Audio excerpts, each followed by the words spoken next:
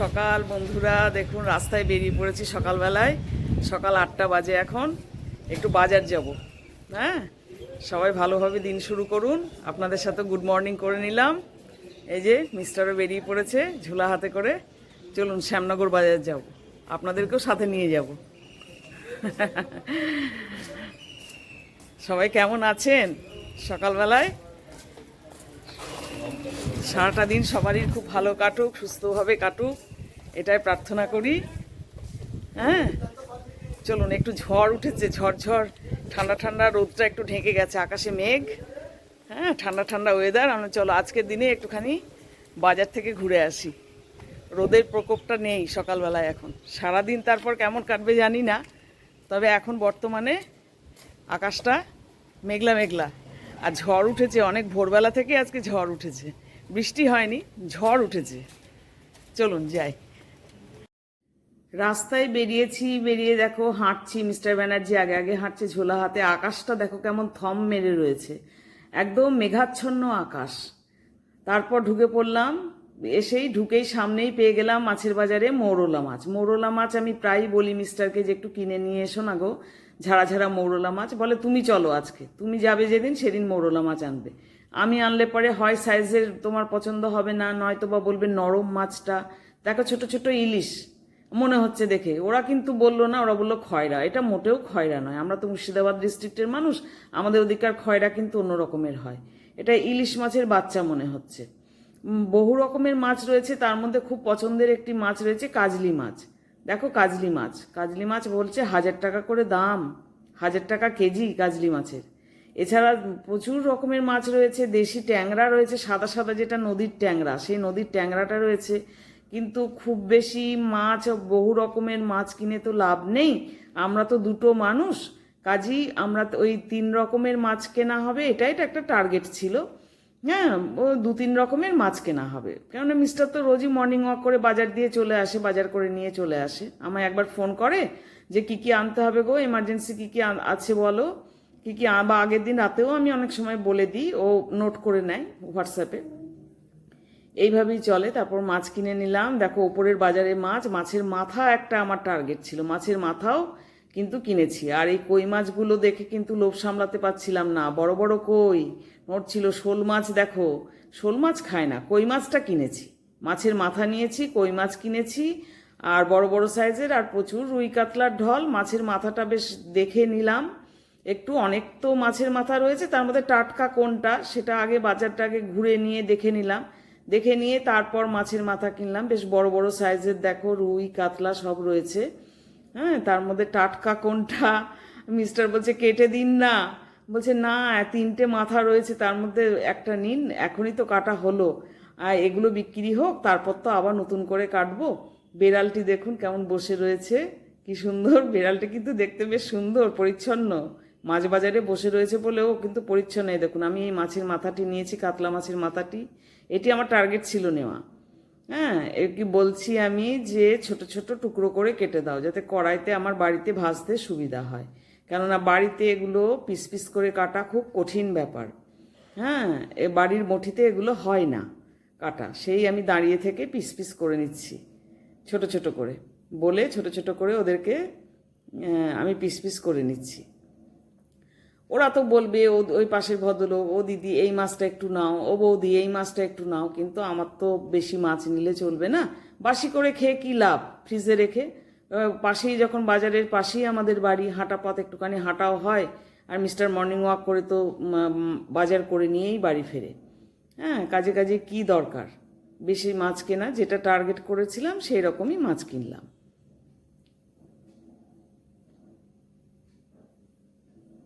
তারপর কই মাছগুলো দেখে বড় বড় সাইজেরও রয়েছে, আবার ছোট সাইজেরও কই রয়েছে। শিং মাছ তো মিস্টার কদিন নিয়ে গেল, শিং মাছ তোমাদের ভিডিওতেও দেখিয়েছি আমি। হ্যাঁ, এবার একটু কই মাছ ভাবলাম কই মাছ কিনি। ওই বড় সাইজের কই মাছ 4টে কিনেছি। তারপর চলে এলাম যথারীতি সবজি বাজারে।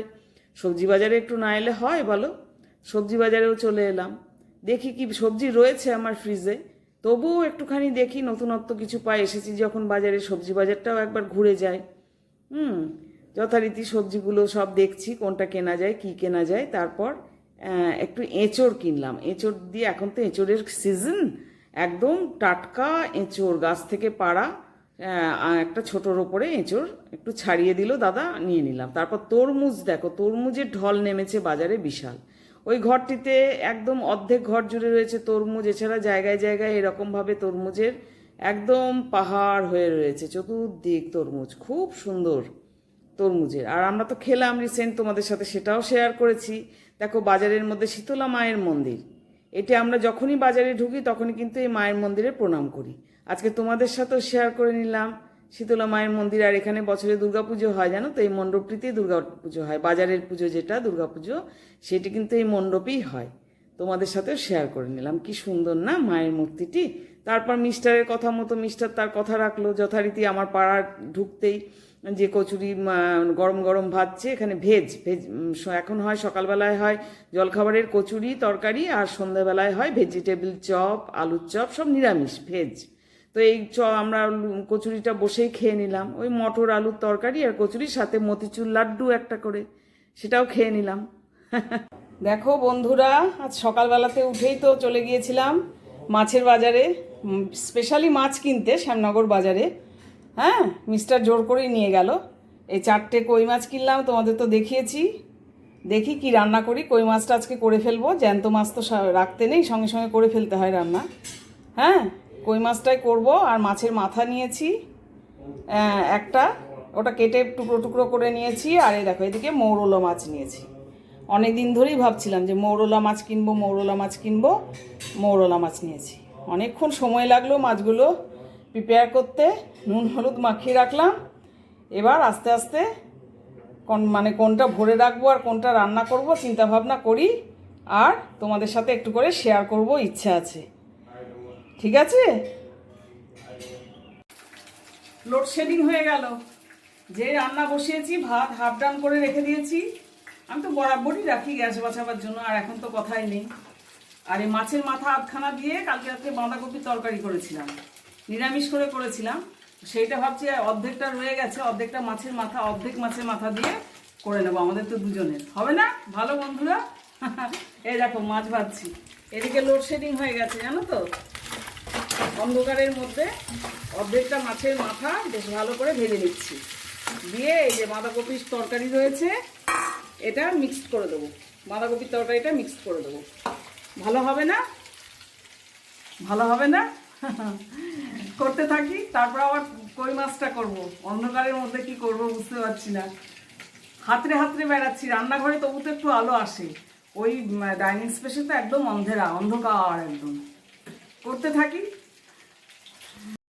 এবার কই মাছ রান্নার দেখুন, আমি মশলাগুলো সব কষে নিলাম যথারীতি। পেঁয়াজ, আদা, টমেটো, কাশ্মীরি লঙ্কার গুঁড়ো, জিরে গুঁড়ো, একটু গরম মশলাও বেটে রেখেছি, নামাবার সময় দেব। মশলাগুলো ভালো করে কষিয়ে নিচ্ছি। হ্যাঁ, তেল কই বলুন আর যাই বলুন, আর রসুন ছাড়া আদা পেঁয়াজ এ সমস্ত দিয়ে, টমেটো পেস্ট দিয়ে সুন্দর করে মিক্সিতে পেস্ট করে নিয়ে, কাশ্মীরি লঙ্কার গুঁড়োও একটু দিয়েছি। কই মাছগুলো ভেজে তুলে রেখেছি, 4 পিস কই মাছ দিয়ে যথারীতি আমি রান্না শুরু করে দিয়েছি। হ্যাঁ, আর এদিকে এই বাঁধাকপিটা হয়ে গেছে, মাছের মাথা দিয়ে বাঁধাকপিটা করে ফেলেছি এটা। এবার কই মাছটা করলে ব্যাস, আজকে আর কিছু করব না, এই 2টি পদই থাকবে। 2টি পদই দিয়েই ভাতটা খেতে ভালো লাগবে আশা করি। দেখো আমার কই মাছও কিন্তু রেডি হয়ে গেল, তোমাদের সাথে শেয়ার করে ফেললাম। তাহলে আজকে দুপুরে লাঞ্চে বাজার টাজার করে এসেছি। হ্যাঁ, কাজে আর বেশি কিছু করলাম না। ওই বাঁধাকপিটা মাছের মাথা দিয়ে করে ফেললাম আধখানা, হাফ। আর এই কই মাছটা ওই তেল কই বলো যাই বলো, আমি এইভাবেই করলাম কিন্তু। হ্যাঁ, করে ফেললাম, তোমাদের সাথে শেয়ারও করে নিলাম।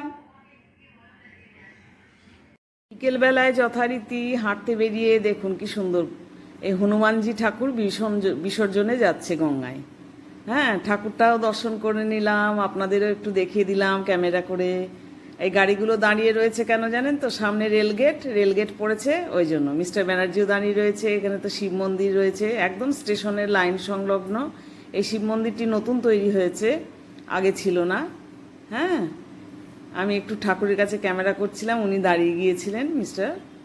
বিকেলবেলায়। তারপর যথারীতি ওই বাসনালয়ে চলে এসেছি আমরা। আমাদেরকে বলছে ওই প্রেশার কুকার যেটা আমি নেব ফ্ল্যাট সাইজের ইন্ডাকশানের, সে প্রেশার কুকারটা আনিয়ে দেবো 2 দিন পরে বৌদি এরকম বলেই চলেছে।